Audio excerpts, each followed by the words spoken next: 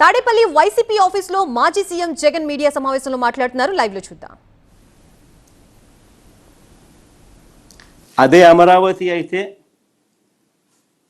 అంత జీరో నుంచి మొదలు పెట్టాల్సి ఉంటుంది అని చెప్పాం.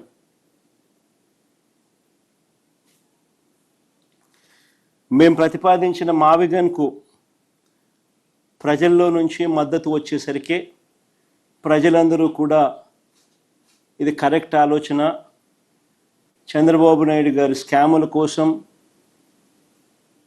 రాష్ట్రాన్ని ఇబ్బందుల పాలు చేయడం ధర్మం కాదు అని చెప్పి ప్రజలందరూ కూడా మేము ప్రతిపాదించిన మావిగన్కు మద్దతు పలుకుతుంటే సమాధానాలు చెప్పలేక, తట్టుకోలేక ఆక్రోశంతో చంద్రబాబు నాయుడు గారు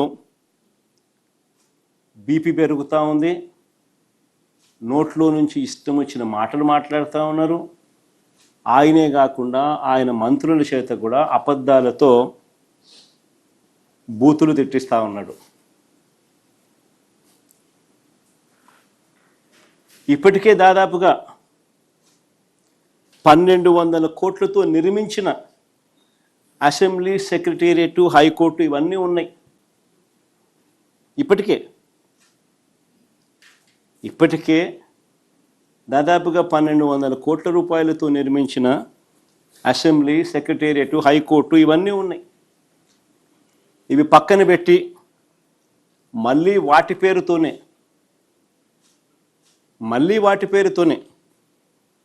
అంటే మళ్ళీ సెక్రటేరియట్, మళ్ళీ అసెంబ్లీ, మళ్ళీ హైకోర్టు, మళ్ళీ వాటి పేరుతోనే కొత్తగా బిల్డింగులు కడతానంటున్నాడు. పర్మనెంట్ సెక్రటేరియట్ అని కొత్త నామకరణం చేసి నిర్మిస్తున్న 5 బిల్డింగులలో చంద్రబాబు గారు చేస్తూ ఉన్న దోపిడీ చూస్తే రాష్ట్ర ప్రజలంతా నివ్వరబోతారు.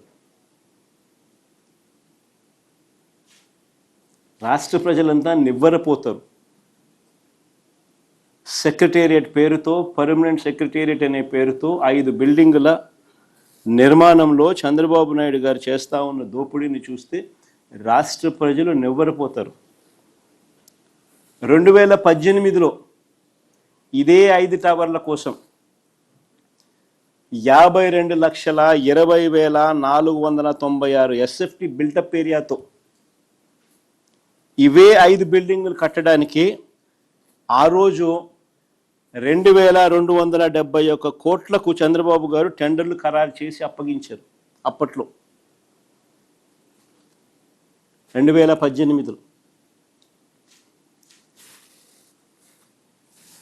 ఈ లెక్కన ఒక్కో ఎస్ఎఫ్టీకి సుమారుగా అంటే 52,20,496 ఎస్ఎఫ్టీ అవే బిల్డింగులు, ఆ 5 బిల్డింగులు. వాటికి అప్పట్లో టెండర్లు ఆయన ఖరారు చేసింది 2,271 కోట్ల రూపాయలతో టెండర్లు ఖరారు చేశారు. ఈ లెక్కన ఒక్కో ఎస్ఎఫ్టీకి సుమారుగా అప్పట్లో 4,000